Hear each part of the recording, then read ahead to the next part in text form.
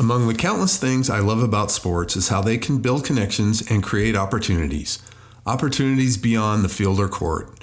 You'll hear from Jim Epstein of Right On Sports Denver how his sports journalism program is opening eyes, opening doors, and opening possibilities for junior high students to create a bridge to college and big dreams.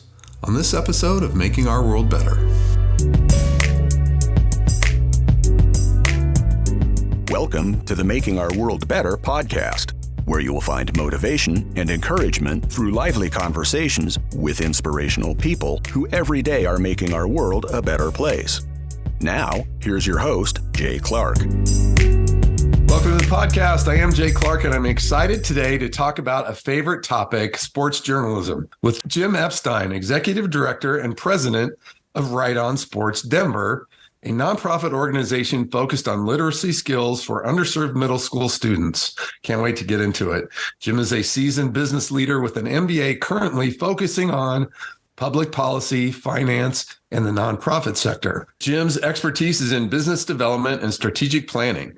He also currently serves as a board director and treasurer for the Clear Creek Economic Development Corporation, where he's also a member of the Loan Committee. Jim served as vice president and global program manager for KeyBank for 13 years, and his background also includes 14 years with GE Capital and 12 years with AT&T Capital. That's no joke. He is a graduate of 50 for Colorado and Leadership Denver.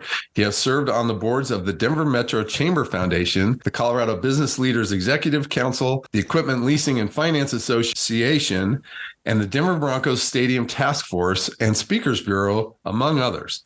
In 2000, he received the Chamber Champion Award from the Denver Metro Chamber of Commerce. Awesome. He received his BBA from the Fox School of Business at Temple University, go Owls, and his MBA from Regis University in Denver.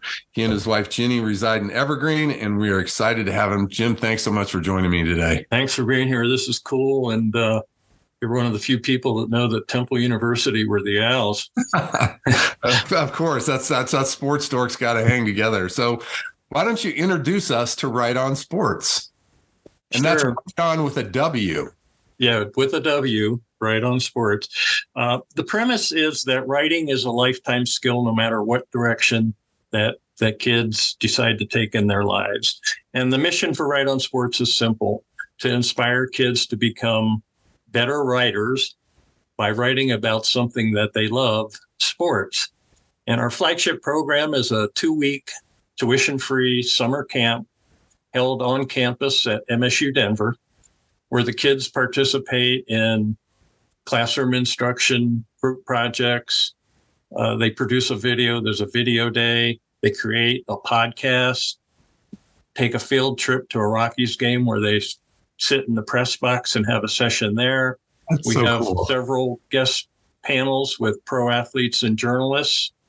And along the way, they write spot stories. And over the course of 2 weeks, they develop a feature story, which we then publish in a magazine. And in addition to becoming better communicators, we hope and we expect that they will, we actually observe that they improve their self-esteem, their critical thinking skills, and their readiness for high school, college, and into the workforce. And finally, I'll say that Right On Sports is a Colorado corporation, a 501c3, and we have been acknowledged by the rating agency GuideStar with a gold seal of transparency. Tell us a little bit about the history of the organization and how it ended up in Denver. Okay. There's a lot of stories with Right On Sports, and that's certainly one of them. When I retired from KeyBank, I was trying to figure out how I was going to make our world better. And looking at a number of different things. And I'm a sports fan, and I was one of the people that I follow was a guy by the name of Peter King. You might have heard of him. He's a writer. He works currently for NBC Sports. And at the time, he wrote a weekly column called The Monday Morning Quarterback. And it was the off season of the football season. And he's on the board of our parent organization. And it was he said, shameless plug, but I'm on this board. Here's what they do. It's great. You ought to support them. And I read that and I thought, boy, this checks a lot of my boxes. That's something I could volunteer for. So I called up the founder and the president of the parent organization back in New Jersey, a guy by the name of Byron Yake. He's former national sports editor for the Associated Press. He retired about 18 years ago and founded this program. Nice. And I called Byron and we just chatted. And we had a couple of phone calls. And then this was totally unpremeditated. But I was on the phone with him one day and like a light bulb went off. And I said, Byron, have you ever thought about establishing an affiliate in Denver? This is a progressive city. It's sports crazy. I think it would really resonate here.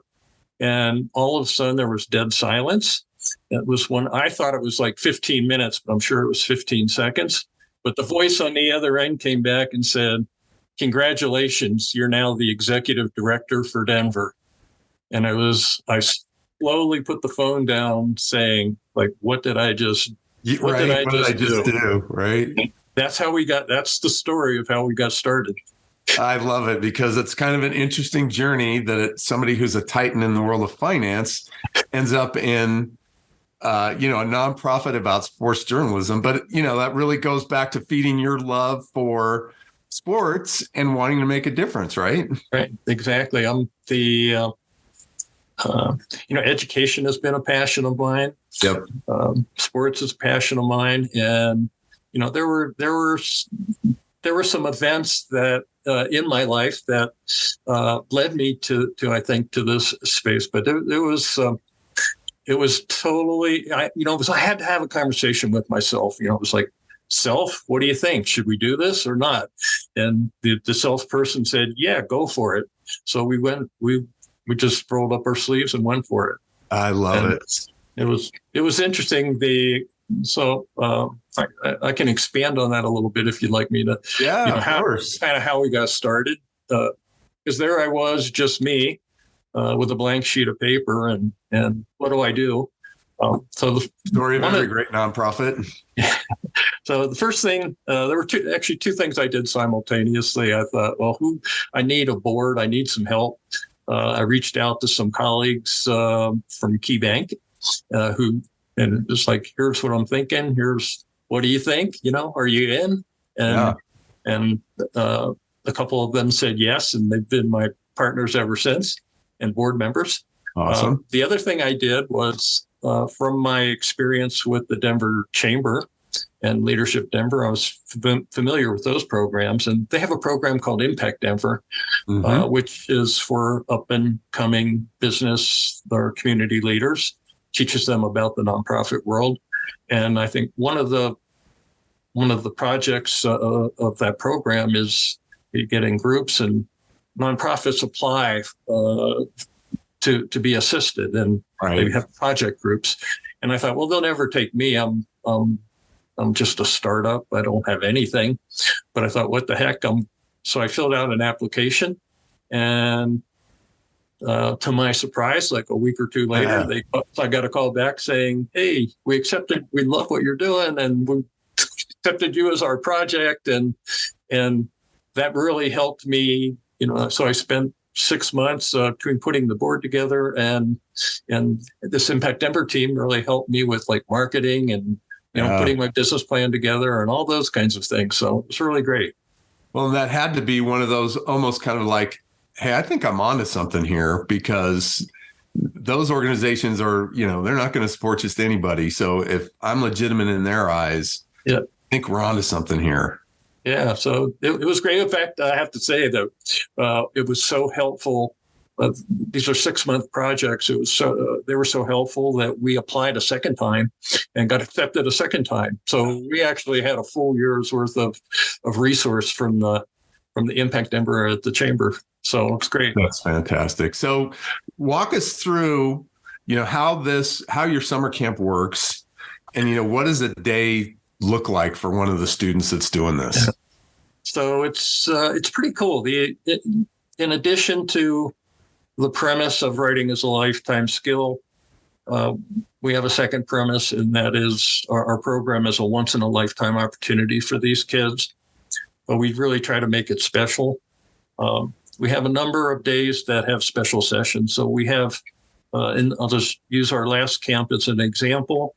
We have several guest sessions where we have a athlete, pro athlete, and a journalist come. That's so and that great. session, that session works. It's really fun. It's really cool. The way it works is we break it up into 3 segments. And at first we'll have, I'll use an example. In this past camp, one of our sessions was with, we had Reggie Rivers, former Denver Bronco, and Chris Dempsey, who is the Altitude Nuggets TV analyst. So they were our athlete and journalists. And we start off with a session where the journalist does a model interview. So what they'll do is they'll turn to the class and say, here, I'm trying to find out some information. So I'm going to ask this question, and they'll turn around to Reggie and say, hey, Reggie, I heard, tell me about this. And it's a training, it's a teaching exercise. Yeah. And so they go through that for about 20 minutes, and then we do timeout. And then we have a press conference where the kids are prepared, and the kids have received bios. They've done some research, and they're working on a feature story, and they're supposed to ask the guests questions where they can get quotes and use information for their future stories. So they raise their hands, they get called on, they stand up with a little reporter's notebook, and they say, my name is John from Right on Sports Denver, and I have a question for Mr. Dempsey. And then they ask the question, and it goes back and forth like that, like a real press conference. I love it. And then after 20 minutes, we do a timeout, and we put each of our guests in a different corner of the room, and we have what's called locker room style.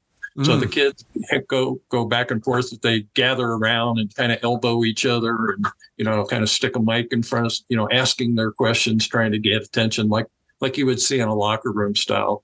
And that's how it works. So at the end of the day, they've had the model interview, they've had the press conference, and they've had the locker room style. So that's so cool. I wish that I could have done that when I was studying journalism back in the day. That's better than a lot of the stuff we did in our boring old classes. But, isn't one of the great parts of this program that it shows kids who, you might not have major league athletic talent, but you love sports, and you can develop these other skills that could still lead you to a major league career. Yeah, that's correct. And it's we call it the business side of sports, and it's part of our business plan. So I might as well just mention it now. Yeah.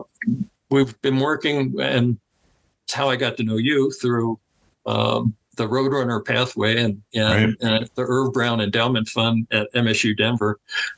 But the business side of sports, and that sports is a $500 billion industry. But $500 billion. $500 billion industry, but you don't need to be an athlete to participate. There's all kinds of things. There's health and training, there's journalism, there's data analytics, there's sales and marketing, there's coaching. There are all of these careers, and it is, it's big business, but you don't have to be an athlete to participate. So as after I got started, and one of the things that really struck me and it's a passion of mine anyway, but it kind of all came together, and that is I want kids to have an opportunity to go to college. I get that not everybody goes to college, but these are kids with a lot of inequities and home situations, and I don't want them not to go to college because they didn't have the opportunity. So we made it part of our program to, and we call it Imagine Yourself, and working very closely with MSU, who's just been a fantastic partner for us. But we get them to imagine themselves at MSU someday.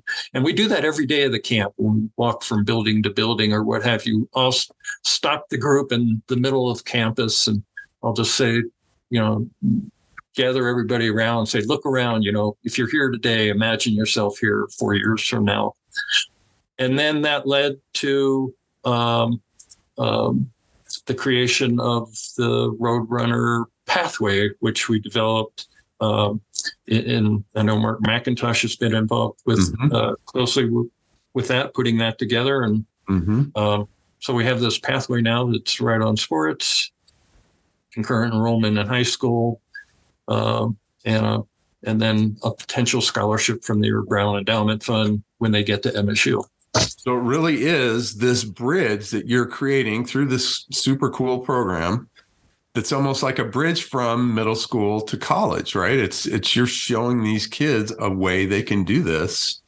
That's correct. Right on sports. Yeah, that's correct. They enter our core mission is teaching kids how to write. If nothing else, the writing is a lifetime skill, whether they go to college or whether they don't go to college. Whatever they do in life, they'll have to write, whether it's emails or bids or business letters or whatever. That writing will help them no matter what they do. But even in this day of Chat GPT, they're still going to need to know all these skills that you're teaching them. Sure, and communicate and the self-esteem and critical thinking. So, but yes, my mission 1B has become, how do we get these kids to college? And that's our solution for that is this pathway program. That's awesome. Well, I would also argue that, you're teaching them how to write, but along with it, they're picking up a whole lot of other stuff. They're learning how to interact. Like you say, they're learning how to critically think. They're developing other skills technically and all of this. So this really it's 2 weeks, but it really has to have an impact on them when they go back to their regular classroom, because these skills that they're learning really translate to help them, with their literacy skills in their regular school classes, right? Yeah, it sure does. An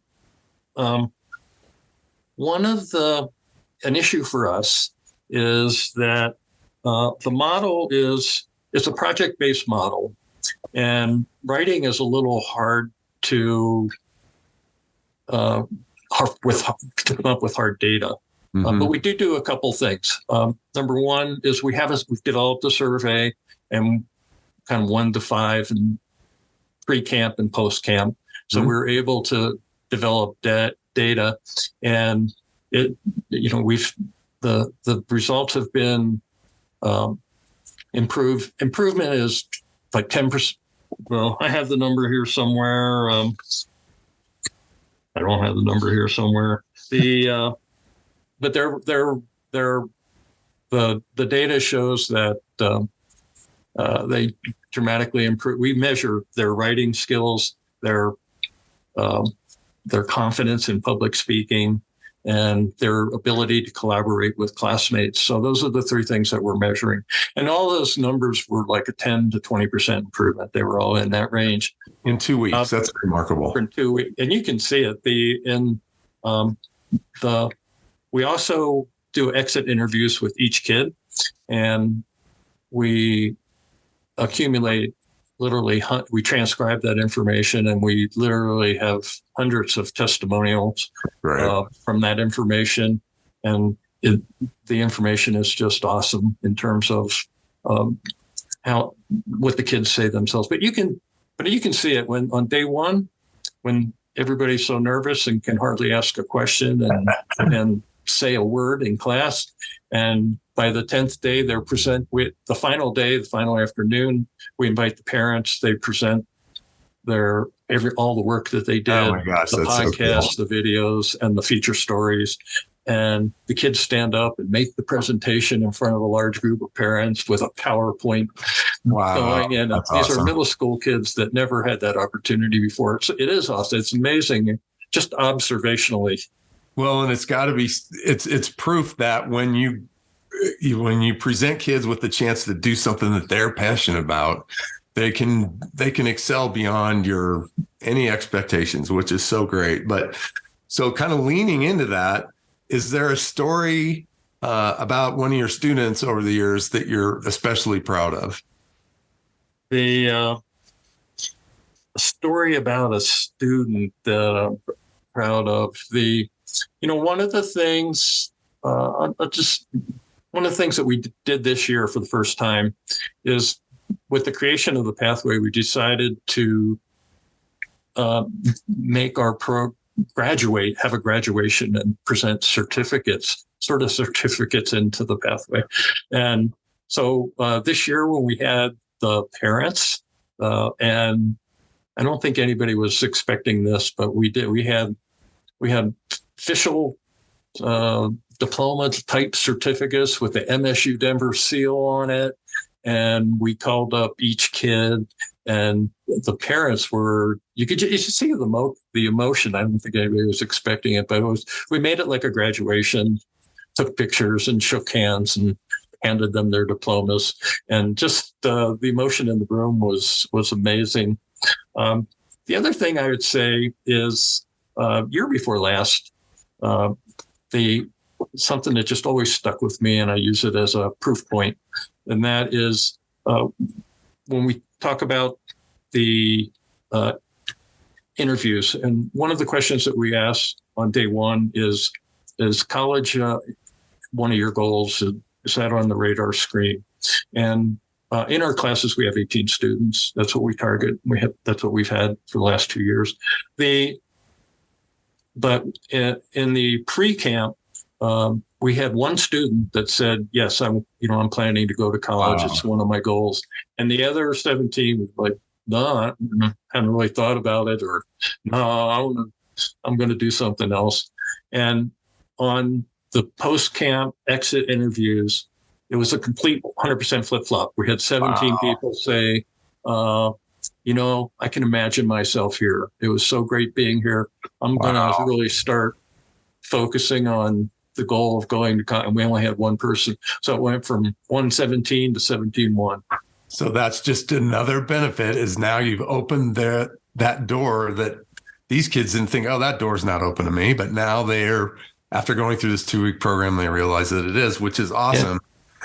So, one of the hardest parts of starting up a nonprofit is gaining traction with donors and exposure and all this kind of stuff. But you're getting there. And tell us about how Right on Sports was recently one of 3 organizations recognized by the IMA Corporation, which is, one of our great corporate entities here in Denver. Yeah, that was very exciting for us. We were surprised. IMA is, and Rob Cohen, I've known Rob for a number of years.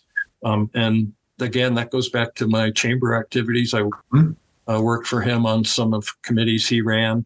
Mm-hmm. But when I initially started Right on Sports, he was one of the first people I looked up and went down and saw. And it was like, here's what we're thinking. Here's what we do. What do you think?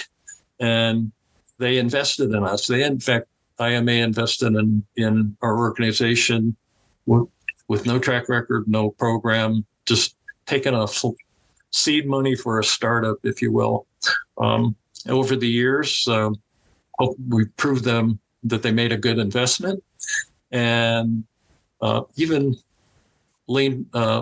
sought Rob's counsel when we started the Roadrunner Pathway. Sure. Steve Sander and I went down and met with Rob and said, "What do you think?" And he counseled us.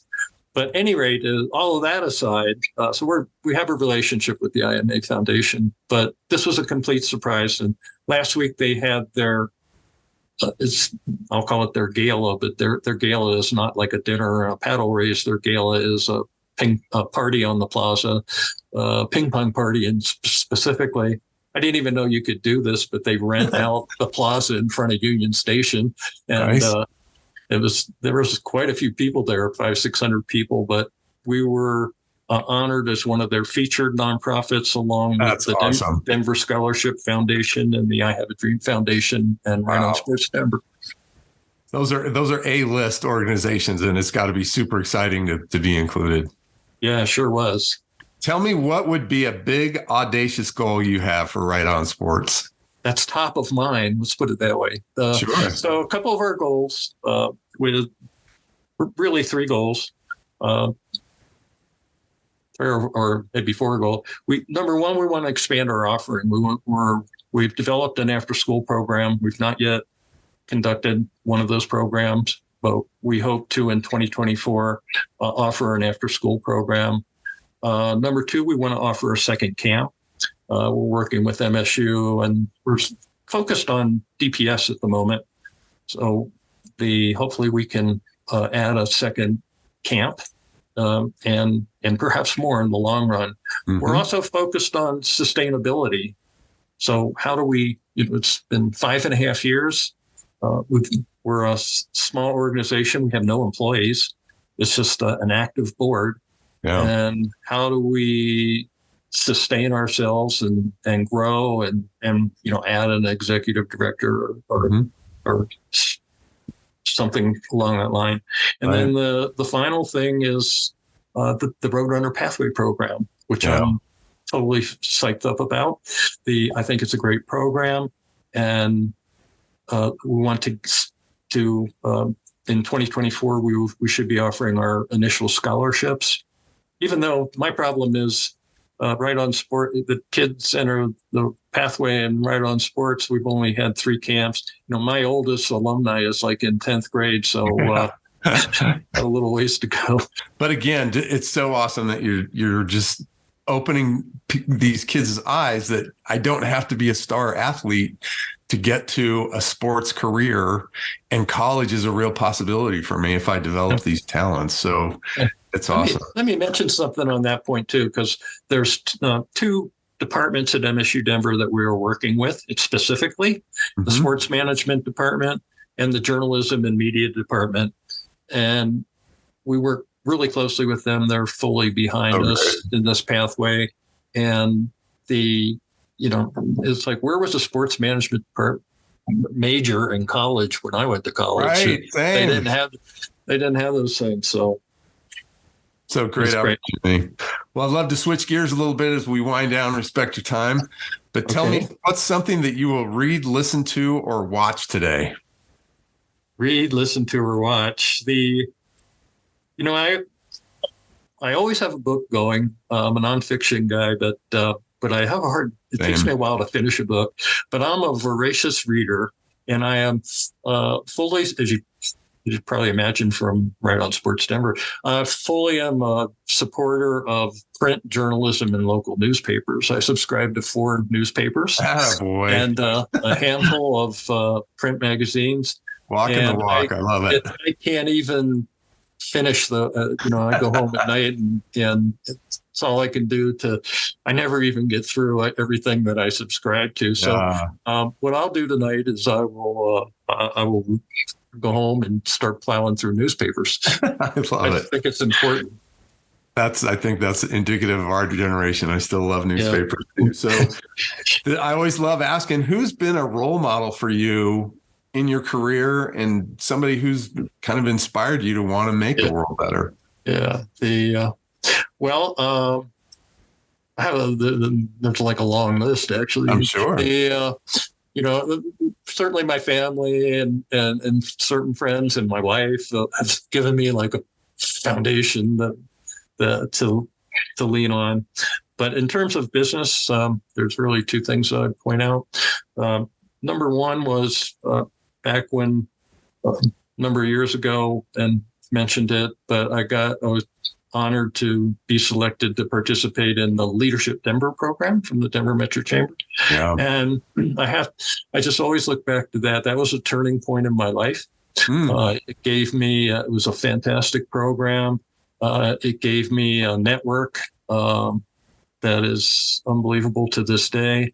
But really what it did was it exposed me to a lot of things in the city and it just sort of gave me that spirit of community public service and community affairs, and taught me a lot. And I just feel to this day that was like a turning point in my life.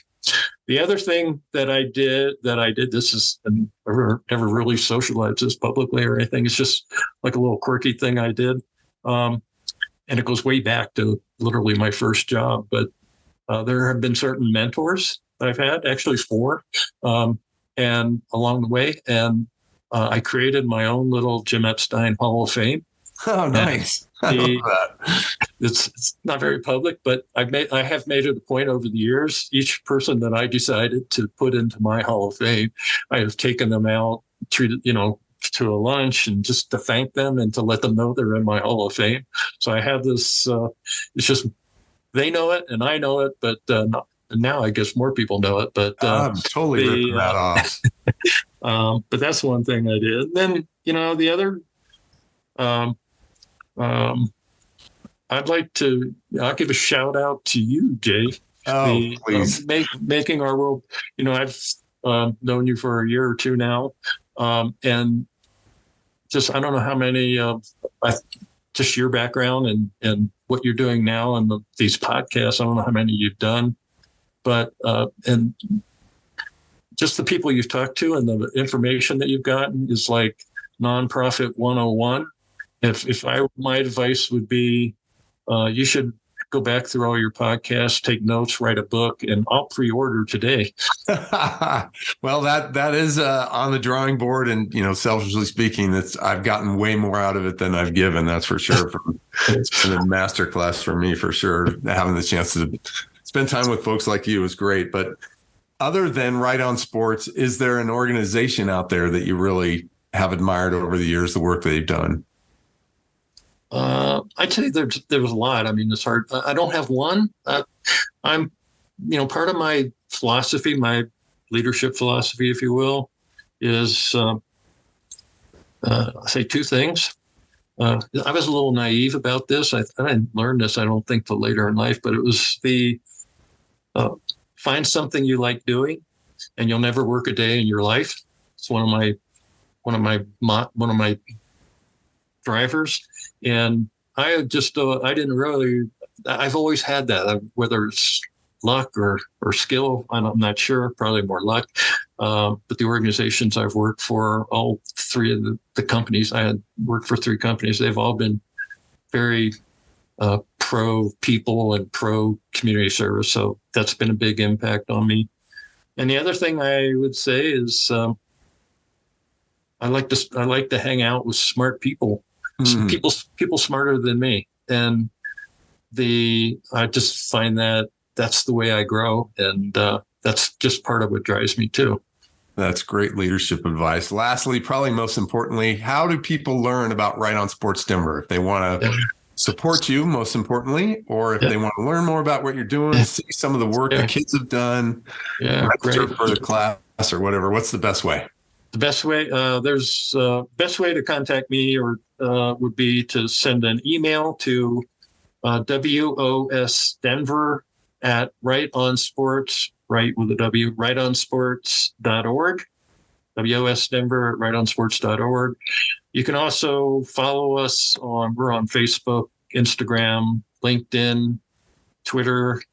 And we also have a YouTube channel, which has a lot of stuff from our camps, videos, podcasts, the student videos. When you look that up, though, always add Denver, Right On Sports Denver, because there's a Right On Sports parent organization that will also have sites as well.